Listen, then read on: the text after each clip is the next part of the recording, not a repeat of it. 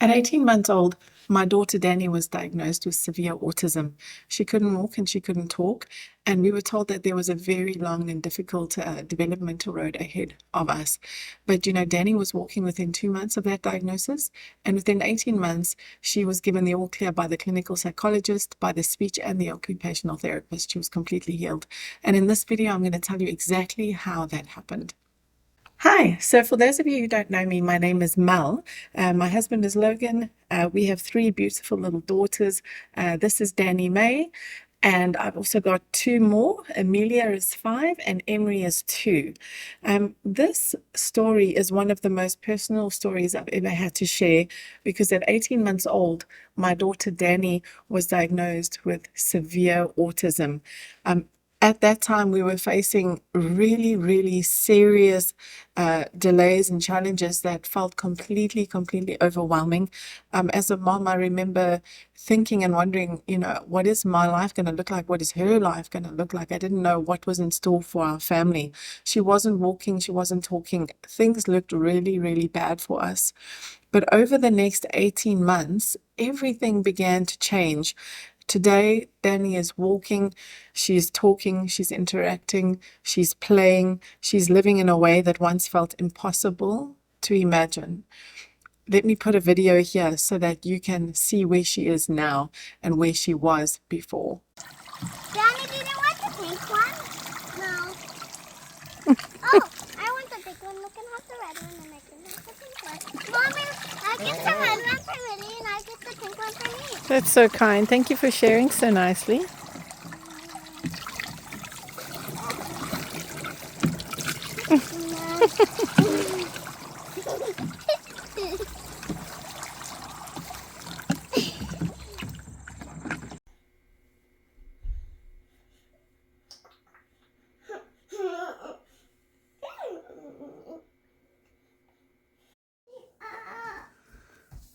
She's spinning again. Danny, come here. Danny, Danny. Nice hands, Danny. Danny, nice hands, Danny. Hey, Danny, Danny. Hey, what's that? That's a bee. Look. You wanting to come to mommy? Was that a ladybug? Yeah, that's a ladybug. Lucky. It's lucky. Ladybug can't hurt you though. What kind of bee are we? You don't want to play with your puzzles?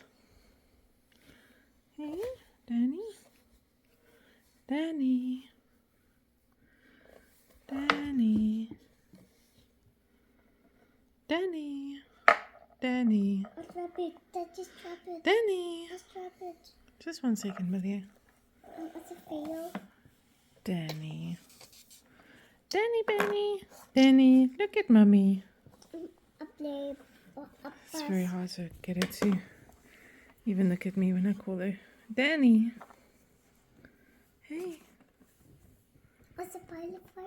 She has since received an all clear from the Center of Child Development along with other specialists involved. And this video really is the beginning of me sharing what we saw, what happened, what changed, and how we walked through that season because it was truly one of the most difficult seasons of my life. And I want to say this carefully because I know every child and every family is different, and I'm not sharing this to give medical advice. I'm not making anyone promises for their child. I'm sharing Danny's story because when we were in the middle of it, I truly needed hope. I needed something to stand on, and I believe that there are other parents out there that need that too. So in this video, I'm going to take you back to the very beginning, what we noticed, what led to the diagnosis, what life looked like for us at that time, and then how things actually began to change. I'm going to go straight into it. I've got a lot of notes here because I don't want to miss anything. This is a very, very important topic, and I want you to have all the information that I had. So what I noticed first, looking back now, I probably should have known that Danny's life was going to be significant because before she was even born, because when I was pregnant with her, I actually had a dream, and in the dream, God had given me her name. At the time, I didn't fully understand the dream. I didn't have a gauge for what we were about to walk through. But now, having seen everything, the dream makes total sense. And I'll explain the dream at the end of this video. I'll share so that you understand what I'm talking about. But honestly, when she was born, she looked completely normal. She was beautiful. She was healthy. Everything looked totally fine. And there were no obvious signs that there was absolutely anything wrong. We just, she looked perfect to us. But around 6 months, I started to notice a few things. The first thing that stood out to me was that she wasn't babbling like my other daughter, my elder daughter, was and had at that time. At first, I tried not to worry about it. I thought every child development develops differently. And, I thought that she would just catch up. But as the months went on, there were other things that I couldn't ignore anymore. And around at 1 year, the gap in development, it became impossible to explain away anymore. I couldn't ignore it. At that age, I had expected to see babbling. I had expected to see her responding to her name, waving, pointing, copying sounds and gestures, playing back and forth games, interacting with me, reaching for me, showing me things. But honestly, nothing like that was happening. She really wasn't communicating much at all with anyone. She wasn't saying mama or dada. She wasn't doing any of those things. She wasn't waving. She wasn't imitating anything. She just wasn't even playing in that back and forth way that was typical. And then there were other things that started to stand out, like repetitive behaviors that began to, like, to me, it seemed like it was just constant. When I looked at her, she was vacant. It was like the lights were on, but no one was home. There was like just nothing going on. And all she would do was this. She would just sit and stare and flap her hands. And if I called her name, no response. Like there was just nothing there. As I said, just completely vacant. She also, I saw her doing this a few times. She started to like move her fingers in front of her eyes and cross her eyes in like a strange way, like very non-typical behavior. I'd never seen my other daughter do that, and it was really strange. And if I tried to like call her out of it, there was just no response. At the time, I didn't know what all of those things were, but I've now since come to know that these are all forms of stimming. For the most part, she was just in her own little world and unable to connect with anyone or anything around her, really.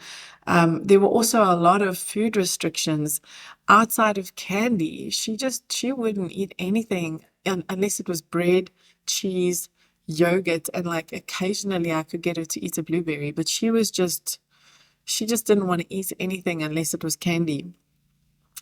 The bigger concern for me, though, was that she wasn't interacting, she wasn't communicating, she wasn't imitating, she wasn't developing in a way that I would have thought was typical considering I'd already had a daughter. I wasn't seeing any of those milestones being met. And the moment that really pushed me to seek help happened one day when I was actually helping in kids' church. There were other little kids around her age. I remember watching them all play, and they were all communicating, they were all copying each other, they were responding, they were interacting, they were playing like children. And then I looked at Danny, and honestly, Danny was actually older than quite a few of them. And she wasn't doing any of the things even that the younger kids were doing. And I mean, at that point, she wasn't even pulling to stand. I had tried to put her on her feet a few times, and she would go straight up onto her tippy toes and then fall to her ground.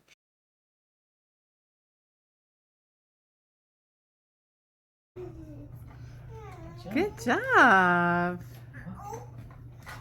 Come, Danny. You gotta walk. No, no, you gotta. Oh, you're okay. You don't like it? She wouldn't stand. She wouldn't do any of those things. All the things that I had been telling myself that she would eventually grow into, that she just needed more time. Suddenly, they just didn't feel like small symptoms anymore, like small things. They just didn't feel like small things anymore. And I knew that was in that kids' church class. That was the moment I realized, like, I can't ignore this anymore. I need to actually get some help and see what's going on. So we made an appointment with our family doctor, and he reviewed things, and he was a bit concerned, and he referred us to a pediatrician. And that was the beginning of Danny's severe autism diagnosis. So when we got to the pediatrician, Danny was just kind of vacant. She was sitting in her stroller, just flapping her hands. And I remember the pediatrician tried to interact with her, and she just went crazy. She she hadn't always done very well with strangers. Um, and I mean, in all fairness, the pediatrician was kind of like a scary looking guy, but she went absolutely crazy. I mean, she was screaming so loud and just like crazy flapping. And I remember the pediatrician looked at me and he had like such a look of pity on his face. And he just said, yes, this is autism. And I remember like bursting out crying because I hadn't even said anything. All he knew, I guess, was that she had been referred for a suspicion of autism. And he looked at me and he just said, yes, this is autism. And I burst out crying. And I said, well, like, how bad is this? Like, I wanted to know, like, what are the chances that she's, going to be able to interact with people? And he went through some files and he pulled out a checklist and he started to go through the checklist with me. And he was asking a bunch of questions. He was like, is she walking? No. Is she talking? No. Does she make eye contact? No. Does she respond to her name? No. And all the while he's doing this, he's actually checking these things with her. He's actually interacting with her, trying to see. And it was a failure. Like that whole test, if I want to call it that, was a complete failure. There were a lot of questions in that checklist. I can't remember all of them. I mean, we're going back a few years now.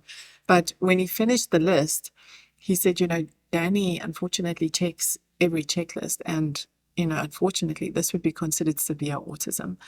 And I broke down. I couldn't believe it. I just could not believe that my child was autistic. I couldn't believe it. And I remember he got up and he walked around to the desk and he was like leaning against the desk in front of me. And I mean, he was just trying to be a good doctor. And he was like, you're a good mother. You mustn't blame yourself. Nothing you could have done could have caused this. And I remember like stopping and thinking, why would anyone blame themselves for this? Like, I thought, I don't know anything about autism, but I thought that autism was like a genetic condition. And I was thinking, like, why would anyone blame themselves? And then he said something really interesting that really stood out to me. And he said, and this is not from television. He said, we've had families where one child comes in and they're autistic, and the second child will come in and they're not autistic. They both watch the same amount of television. They're both in the same house. One is autistic, one isn't. It's got nothing to do with television. And I thought, that is so strange. It immediately raised a flag for me because Danny watched television all the time. The TV was always on in our house, whether it was for her or for me. The TV was always on. And immediately I thought, if this hasn't got anything to do with TV, why is he even mentioning it? Like, I didn't bring it up. I just thought that was so strange. And then he started to talk about statistics. And he said, and this was crazy, he said that the number of autism diagnoses that were happening had greatly, greatly increased. He said that in the 1950s in the US, 1 out of 2.5 to 5,000 children was diagnosed with autism. 2,500 children to 5,000 children, only one diagnosis in that bracket.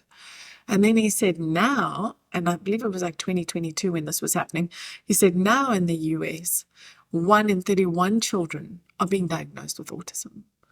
I was like, what? 1 in 31 children from 1 in 2,500 to 5,000? That made no sense to me. That was a huge red flag. And I felt like in my spirit, we're Christians, and I felt like in my spirit, like something's not right with that number. How? Honestly, I was like, how could a statistic change that drastically in 72 years? And I asked him, I said, how is that possible? And he said, well, he explained it away by saying something about the diagnostic tools had changed and there were a lot of kids that just slipped through the cracks and didn't get diagnosed. And I thought, there's no way that many children can slip through the gaps. I thought there's something else going on here. I felt in my spirit, in my heart, like this isn't right what he's telling me. Something's not right. And he then went on to give me some information about how to get her officially diagnosed because in Canada, to qualify for the funding, the therapy that she needed, which was exorbitantly expensive, then you have to be diagnosed officially by a qualified pediatrician, a psychiatrist, or a registered psychologist. And once that official diagnosis has been made, then you qualify for the funding, and the government will actually give you the money that you need to get them into the therapy that they need because it's extremely expensive. And he gave me blood work. He wanted to check a bunch of different things, markers and chromosome stuff, and he wanted to do a bunch of different stuff.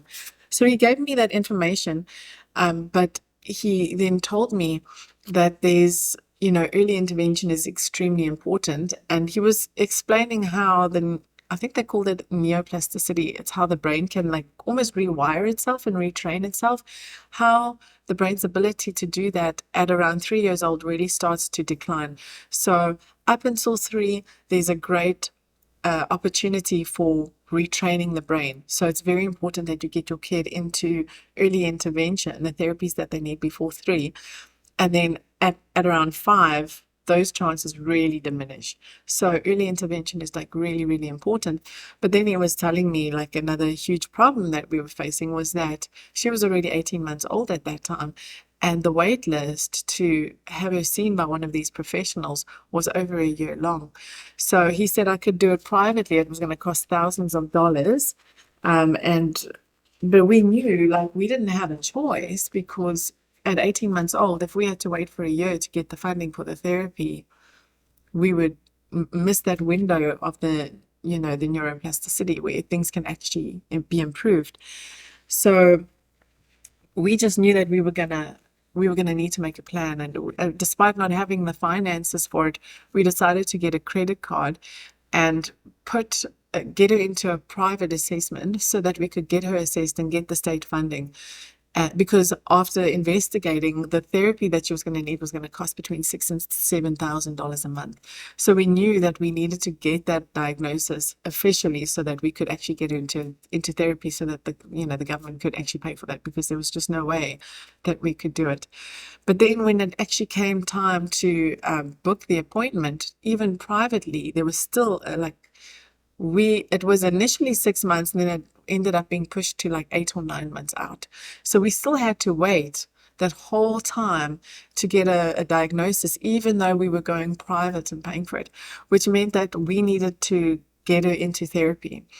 And we decided to put the expenses of that therapy onto that credit card that we got. And as I said, it was very expensive. I think over the 2 months that we did it, it cost us almost $14,000. And she had to have like speech, speech therapy, occupational therapy, and behavioral, as well as physical, because as I said, she wasn't walking. And what we decided to do was that I would sit in all of those classes, lessons, therapies, and actually watch what they were doing so that I could take that home and do it with her. We decided in the long run it would be cheaper to put Amelia, my now 5-year-old, Danny's older sister, into daycare. She was doing great, and we thought, okay, well, she's ready for daycare. She can go into daycare because that's a lot less expensive. That would cost me $1,500 a month versus $7,000. So we'd put her into daycare, and then I would have all my time dedicated on Danny. And then I would basically go to these therapies, learn how to do them, and do everything myself at home. So that's basically what we decided to do. And honestly, in the middle of this, I had to really just get alone and deal with the heart pain that I was dealing with. It was so incredibly devastating to get a diagnosis like this. And I had to get into and stay in the secret place with the Lord to hold on to hope to see a miracle happen. I mentioned that, my husband and I are Christians and we are people of faith. And I needed some hope from God. I needed to just know that He was with me in that time because it was so incredibly painful. I remember hours and hours and hours. Once everyone had gone to bed, I would like stand under the shower where no one could see me, and I would just weep and pray and ask God to help me and give me the grace to do what I needed to do. And, because I have no experience or background in anything medical. I don't know anything about occupational therapy, speech, behavioral, physical therapy. I'm not a medical expert. And again, I will say, I'm not giving anyone medical advice. I'm simply telling you what I did and what the result was. And every time I would get quiet and I would begin to pray, I would feel in my spirit that the doctors were wrong about Danny. I was reminded countless times by the Lord of the dream that He'd given me about Danny. And as I said, I'll share that at the end of the video. But that He had warned me in that dream before she was born that we were going to walk into a situation. And somehow, through His grace, I found, through all of those things happening, I found the grace and the strength to start to dig deeper, and to just absolutely reject the diagnosis that the doctors and all the experts were giving me. Because by now, this time, she'd seen the speech therapist, she'd seen the occupational therapist and the physio. She had been to all of those specialists now, and they were all saying the same thing, and just basically giving me dismal, reports on her, what was to be. And it took everything in me to reject those things. But, when we come into agreement with something, that becomes a stronghold. And by that time, my husband and I, we are pastors now. We had been through Bible school, and we knew that if we came into agreement with that, that would be the outcome. We had to speak the opposite, speak in faith and say, no, I'm not receiving this diagnosis. In the name of Jesus, I will not receive this. We're going to see this turn around. And I'm so thankful that He gave me that dream, because it kept me going. It gave me the grace and the strength that I needed to keep digging, even though everyone was telling me the opposite. So we also didn't tell many people. There was like maybe 3 or 4 people that actually knew what was going on. And it was people that we knew were really people of faith that would be standing with us in prayer and know that God could actually do a miracle for us. And I remember when we were in Bible school, my pastor used to say, when you're facing a mountain, you do everything in the natural, like it all depends on you. But then you get on your knees and you pray like it all depends on God.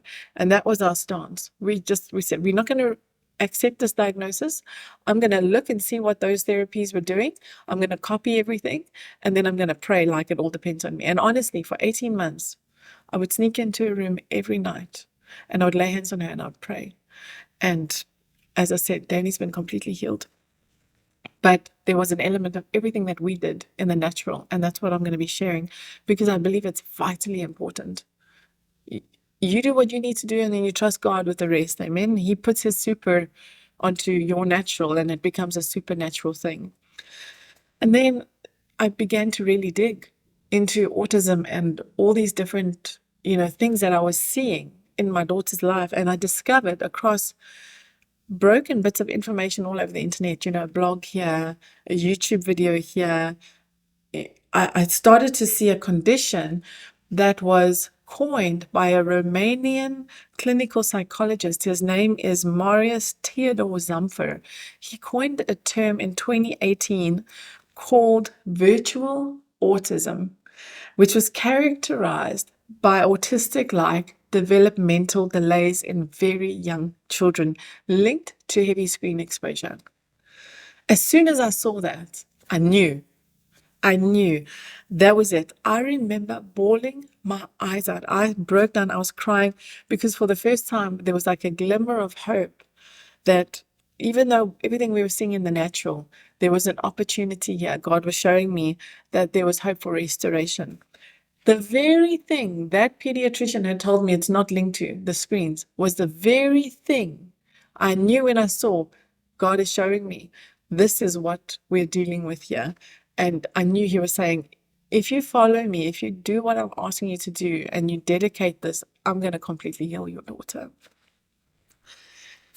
Danny had a lot of exposure to television. As I said, the TV was on all the time. I would say in excess of 4 or 5 hours a day, the television was on. She loved the television. So, nonetheless, I began to really dig into virtual autism, what symptoms it presented with, how to help Danny recover. There was such little information out there about it. And that's one of the reasons I wanted to create this video. And I'm going to create a document that you can actually download with all the information, step by step stuff that I actually did. Because, man, like, doesn't that make more sense? 1 in 2,500 to 5,000 kids 72 years ago, and now 1 in 31 kids being diagnosed with autism. What's the one thing that changed? Screens, environmental stuff. So I am convinced, and as I said, I'm not a doctor, I'm not giving medical advice, but I'm telling you what I feel in my spirit and what we experienced. I believe that a lot of the diagnoses that are being made for autism is not autism. I believe it's virtual autism and it's linked to overexposure to screens. And my hope is that as a parent, you'll receive the same kind of hope that I did when I saw this and make the changes. I'm going to provide some tools. And as I said, you go to the therapy, the people that are, you know, qualified. I'm just giving you what I did. I'm trying to help you to give you hope, okay? I also found an article.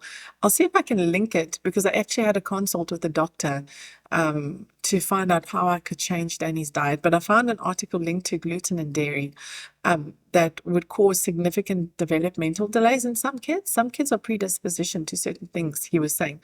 And I believe that that had a massive impact as well. So I ended up changing Danny's diet. And then I came up with therapy plans in every category, in every area that she was struggling with: occupational therapy, speech therapy, physical therapy, vestibular sensory processing activities. She had a very big vestibular sensory processing problem. We ended up converting our basement, which at the time was like our family room, TV room / a guest room. We converted that kind of like into a sensory gym for her. Basically, I copied what I saw in all the therapy offices that we were going to over that 2 months that we were actually paying for therapy. I just copied what I saw in that room. She needed Danny, because of the vestibular sensory processing issue. She couldn't stand. She had no balance because of what was going on. She needed to have certain movements. Swinging was one of them. So in this sensory gym that we created at home, I found a swing online that we actually installed indoors. There was a big ball pit. I'll put up some photos here for you. Basically, everything that I saw online, I searched for it online on Facebook, and I purchased things for a fraction of the price. It cost us very, very little. Some of the things we made ourselves, sensory bins and stuff like that, we made ourselves. And we created a sensory gym for her where I could do all the therapy that I had been watching her do over the last 2 months. I had to put the swing indoors because we live in BC, Canada, and a lot of times it was below zero and it was snowing, so we couldn't take her outside. So we installed that indoor swing for that reason. It was honestly a truly exhausting exercise, but I really felt like that this was my one opportunity to fix what I had done. And that's the other thing. I mean, I had a tremendous amount of guilt. And I know that I didn't know that having the TV on was going to do this. And I'm thankful that the Lord has come into my heart and healed that part of my heart. But I carried a tremendous amount of guilt.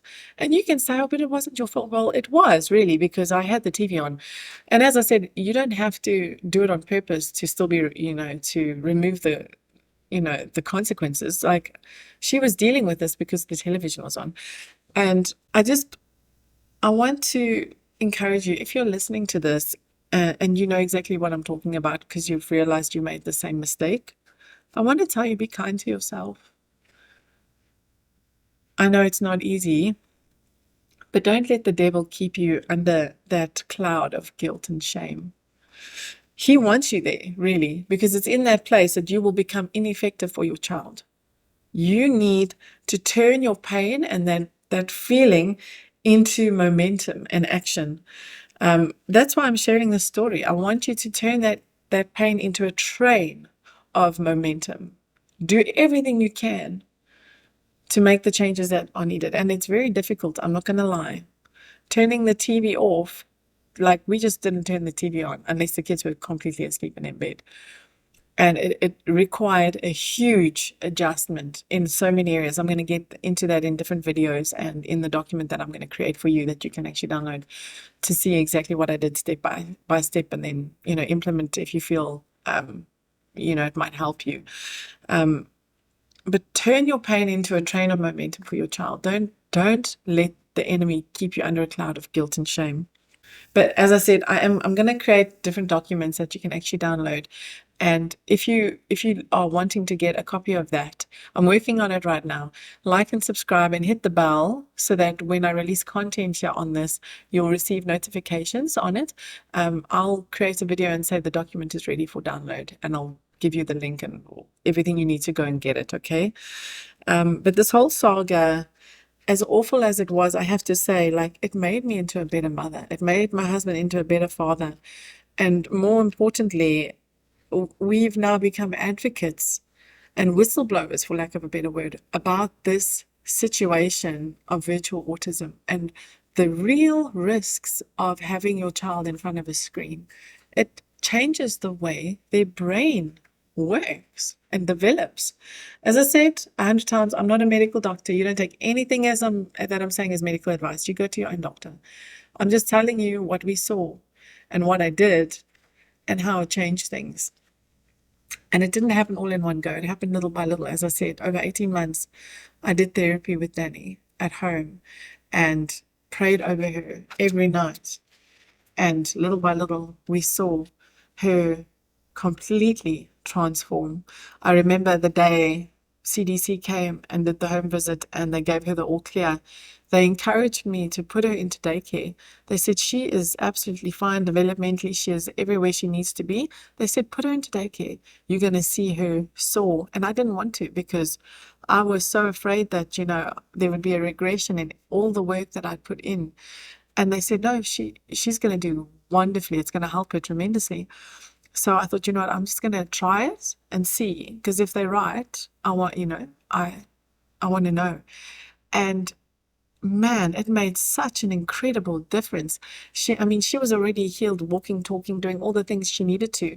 But the social interaction, because she was isolated at home with me, but in daycare, she got to be with other kids her age and then interacting and copying them and learning. And she was already on like this, but then she went, and it was just incredible. And now when we tell people, if I didn't have the footage that I had to have for the psychologist that, when the original diagnosis was done, if I didn't have all of that, I think people wouldn't even believe me that was us, the situation that we had with our kid. But it was wild. It was crazy, the things that she had to come back from. But the Lord did it. And I know that, God can do anything. It doesn't matter what mountain you're facing. So let me share the dream that I'd had about Danny. When I was pregnant with Danny at around 30 weeks, I had a dream. And at the time, my husband and I had maybe 5 or 6 different names picked out for her. Danny May, which is her full name, Danny May, was never part of those names. But on this particular night, I had a dream. And in the dream, the Lord told me, the child you're carrying, her name will be Danny May. And he said to me, she will walk in great power and authority. And in the dream, I saw a beautiful horse, and people kept putting this horse, into this round pen. But every time they put her in the pen, she jumped out. Even though it was high, she jumped out. She didn't go anywhere. She just stayed there, but she jumped out. And they would take her and put her back in the pen, and she would jump out again. And they would put her back, and she'd jump out again. And then I heard the Lord say, she will never fit the boxes people try and put her in. And now that makes total sense. Every specialist under the sun, everyone that saw her told me the same thing. No recovery, dismal future. I think when we eventually got to see the speech, I think they said she was almost 2 years old by that time. I think her speech was or 21 months or something. Her speech was at like that of a 3-month-old.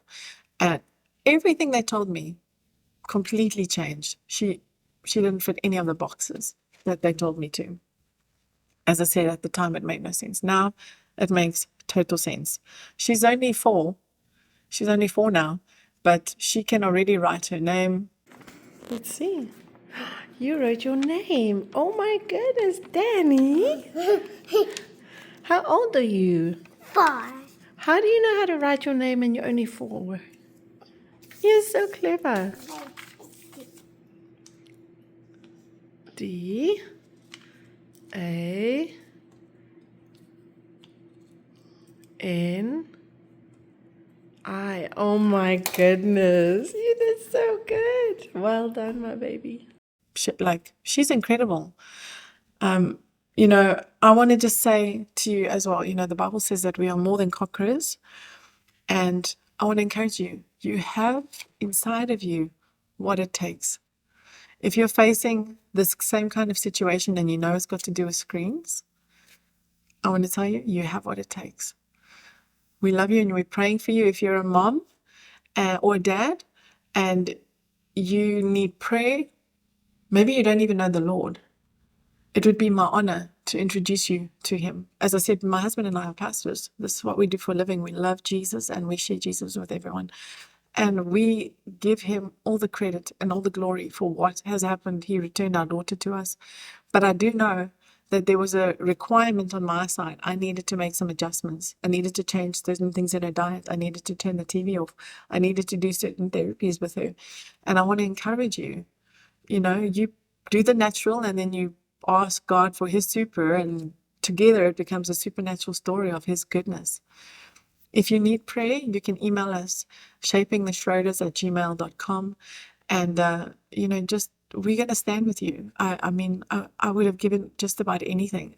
The information that I'm going to share here in the document was hours and hours and hours and months, really, of investigating how I can help my daughter on my own because we just didn't have the funds. And I'm going to share that with you. And I'm going to believe God for a miracle with you. Amen. 18 months after Danny's initial diagnosis, fully healed. The psychologist, during the assessment, she laughed and she said, she's really quirky, but she's not autistic. She's perfect. She's exactly where she needs to be. And as I said, she's received the all clear from everyone now. All the occupational, speech and OT and physio. So it's possible. It's possible. We love you and stay tuned. And as I said, if you want to get that document that I'm busy putting together, you can even email me. Just say I want that document, and I'll keep your email aside in a spreadsheet, and then I'll just send an email out when that document's ready for download. Amen. God bless you guys. We'll see you next time.